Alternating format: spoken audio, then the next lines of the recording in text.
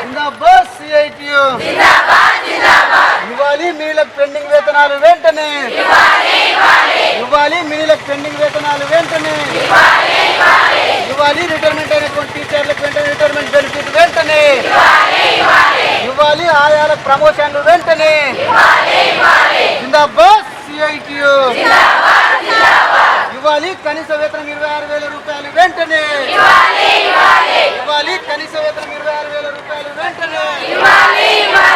ఇవ్వాలి ప్రతి నెల 1వ తారీఖు వేతనాలు వెంటనే. ఇవ్వాలి ప్రతి నెల 1వ తారీఖు వేతనాలు వెంటనే. జిందాబాద్ సిఐటియు. రద్దు చేయాలి ఎన్ఈపీని వెంటనే. జిందాబాద్ సిఐటియు. ఆపాలి అధికారుల వేధింపులు వెంటనే. రద్దు చేయాలి ఆన్లైన్ సిస్టాన్ని వెంటనే. రద్దు చేయాలి ఆన్లైన్ సిస్టాన్ని వెంటనే. ఇవ్వాలి ఆయాల ప్రమోషన్లు వెంటనే. జిందాబాద్ సిఐటియు. జిందాబాద్ సిఐటియు. రద్దు చేయాలి మొబైల్ యాప్లను వెంటనే. రద్దు చేయాలి మొబైల్ యాప్లను వెంటనే.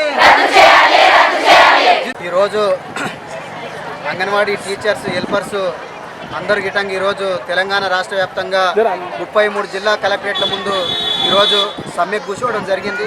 ప్రధానమైనటువంటి ఉద్దేశానికి సంబంధించి గతంలో సమ్మె కాలంలో టీఆర్ఎస్ ప్రభుత్వం ఉన్నప్పుడు అంగన్వాడీ టీచర్లు అందరూ సమ్మె చేయడం జరిగింది. ఆ సమ్మె సందర్భంగా ఇప్పుడున్నటువంటి ఎమ్మెల్యేలు కానీ ఇప్పుడున్నటువంటి మినిస్టర్లు కానీ ప్రతి నియోజకవర్గ కాన్స్టిట్యున్సీలకు వచ్చి ప్రాజెక్టు కేంద్రాలకు వచ్చి మీరు సమ్మె చేయడము చాలా మంచిది, మీకు చాలా తక్కువ వేతనాలు ఇస్తున్నారు కాబట్టి మీ అందరినీ గిట్టంగా కాంగ్రెస్ ప్రభుత్వం అధికారంలోకి వచ్చిన నెల రోజులకే మేము పర్మనెంట్ చేస్తామని చెప్పేసి ఇప్పుడు చెప్పినటువంటి ముఖ్యమంత్రి గారు చెప్పిండ్రు. ఇక్కడ మన జిల్లాలో ఉన్నటువంటి స్పీకర్ గారు గిట్టంగా ఆ ప్రసాద్ కుమార్ గారు మేము ఇక్కడనే కూర్చొని ఇక్కడనే చెప్పడం జరిగింది. కానీ కాంగ్రెస్ ప్రభుత్వం అధికారంలోకి వచ్చి సంవత్సరం గడుస్తూ ఉన్న ఈ రోజు గిట్టంగా అంగన్వాడీ టీచర్లను ఆ సమస్యలు పరిష్కరించినటువంటి పాపాన ఓలేదు. ఈరోజు ఆ పిఎం ఆ మొబైల్ దానికి సంబంధించి తీసుకొచ్చి అంగన్వాడీ టీచర్లకు ఈరోజు సెంటర్లలో ఫుడ్ డెలివరీ చేస్తామని చెప్పేసి గిట్టంగా చెప్తా ఉన్నారు. ఈరోజు అంగన్వాడీ టీచర్లకు ఆన్లైన్ ఆఫ్లైన్ అని చెప్పేసి 2 రకాల రికార్డు రాస్తున్నటువంటి పరిస్థితి ఉండి దీన్ని అంగన్వాడీ టీచర్ హెల్పర్గా సిఐటిగా దీన్ని వ్యతిరేకిస్తూ ఉన్నాం. అదే రకంగా ఈరోజు రిటైర్మెంట్ అయినటువంటి టీచర్లను గత 8-9 నెలల నుంచి వెట్టి చాకరీ చేసుకుంటున్నటువంటి పరిస్థితి ఉంది. కానీ రిటైర్మెంట్ అయిన తర్వాత ప్రభుత్వ ఉద్యోగం ఉన్నటువంటి ఏ అధికారికైనా సరే రిటైర్మెంట్ అయ్యే రోజే వాళ్ళకి ఖచ్చితంగా రిటైర్మెంట్ ఇచ్చి పంపిస్తారు. కానీ ఇక్కడ కాంగ్రెస్ ప్రభుత్వం అధికారంలోకి వచ్చిన తర్వాత గిట్టంగా ఇప్పటి వరకు దాదాపు వికారాబాద్ జిల్లాలో 80 మంది టీచర్లు ఆయాలు రిటైర్మెంట్ అయితే వాళ్ళకు ఒక్క నయ రూపాయి ఇవ్వకుండా గిట్టంగా రిటైర్మెంట్ చేయించినటువంటి ఘనత ఈరోజు కాంగ్రెస్ ప్రభుత్వానికి దక్కింది.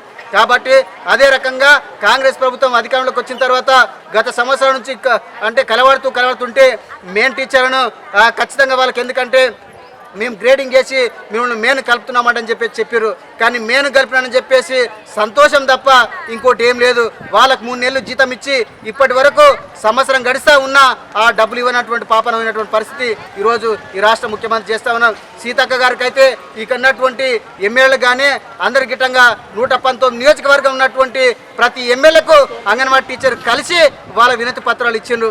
కానీ ఏ ఒక్క ఎమ్మెల్యే కానీ ఏ ఒక్క మినిస్టర్ కానీ సీతక్క ఇదివరకు గిట్టంగా అంగన్వాడీ టీచర్ను పట్టించుకున్నటువంటి పరిస్థితి లేదు.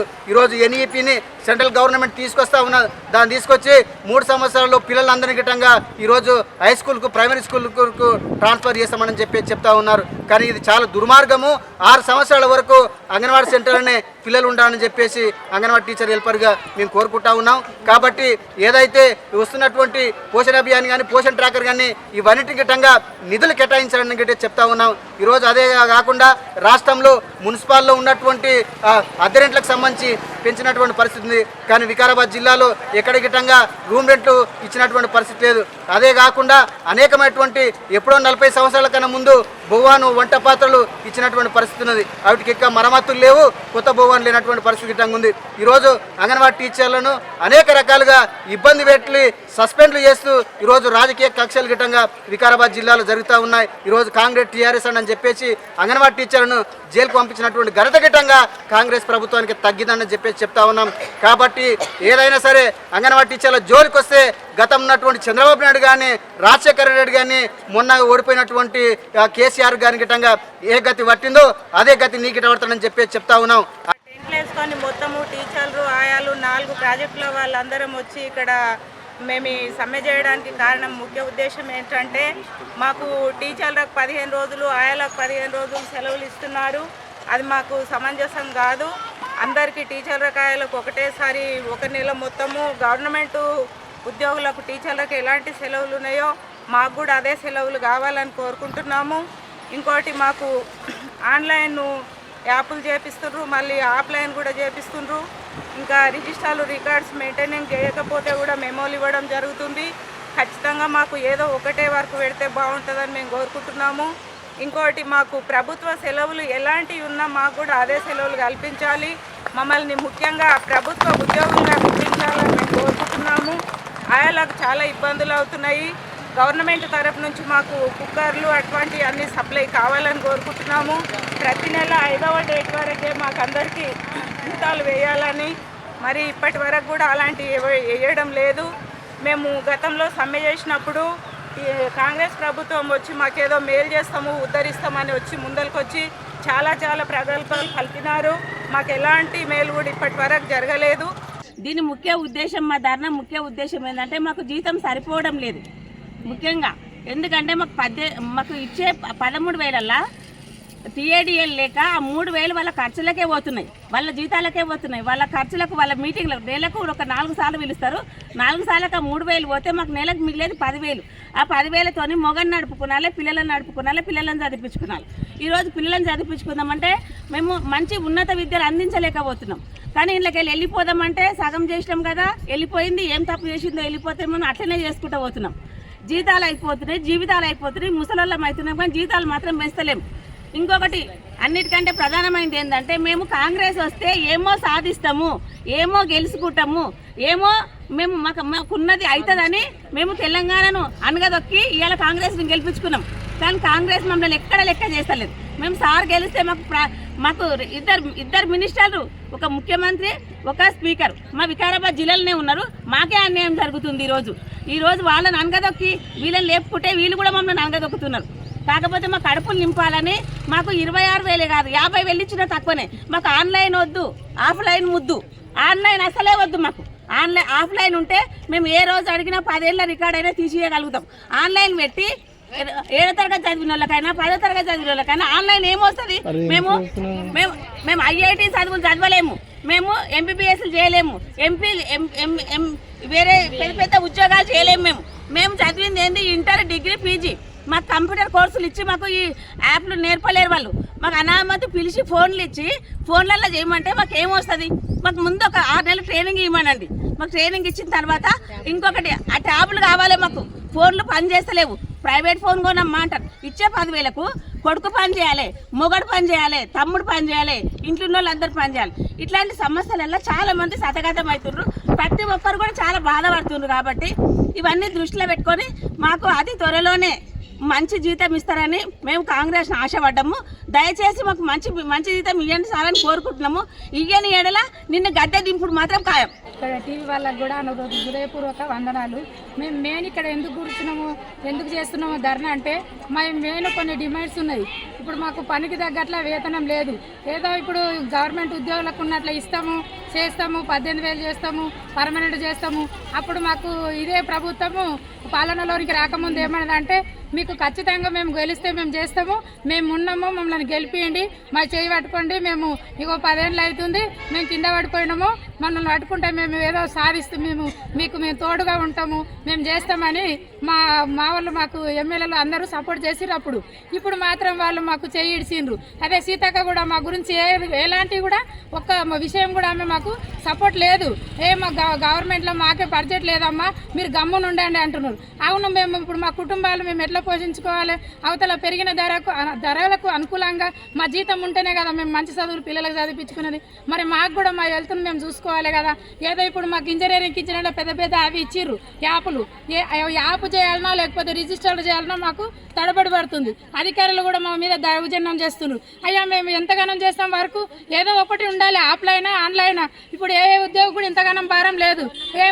మమ్మల్ని చిన్న చూపు సమాజం చూస్తుంది, కానీ గవర్నమెంట్ ఏం చేస్తుంది అంటే వీళ్ళు అయితే అన్ని చేయగలుగుతారు, వీళ్ళు లేనిది ఏం పని లేదని. మాతో చాలా ఉపయోగం ఉన్నది, కానీ వాళ్ళకి అర్థం అవుతలేదు. గత ప్రభుత్వంకి ఎట్లా గద్దె దించినామో ఈ ప్రభుత్వం కూడా అలాగే దించుతామో ఆ ముందడి గతే వస్తుంది. ఎందుకంటే చంద్రబాబు నాయుడుకి అదే వచ్చింది గతి. మరి ఇప్పుడు కూడా ఇప్పుడు ఎవరు ఇంతకుముందు టీఆర్ఎస్ ఎమ్మెల్యే ఈయనైతే మొత్తం పోయింది కదా, అర్థమవుతుంది కేసీఆర్కు. మరి ఇప్పుడు అమ్మలు అక్కలు ఎట్లా గుర్తొస్తుర్రో మరి మన ముఖ్యమంత్రి కూడా అదే గుర్తొస్తుంది. మేము ఇక్కడనే పడ్డాము, ఇక్కడనే లేస్తాము. ఇది ఎవరి జిల్లానే కాదు, ముఖ్యమంత్రి జిల్లానే. ఖచ్చితంగా మాకు న్యాయం చేయాలి, ప్రభుత్వ ఉద్యోగులకు గుర్తించాలి, చేయాలి. మాకు మేము ఎంత ఆకలి మంటలతో ఈ మహిళల రోడ్ల మీదకి వచ్చినామంటే సామాన్య విషయం కాదు.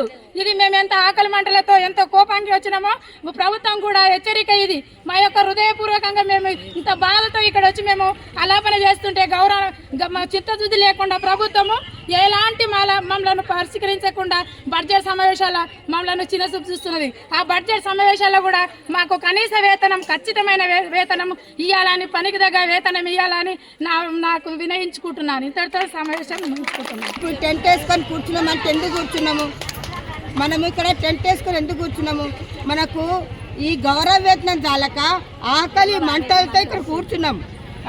వాళ్ళు ఇచ్చే హామీలేంటి, మనం చేసే పనులేంటి?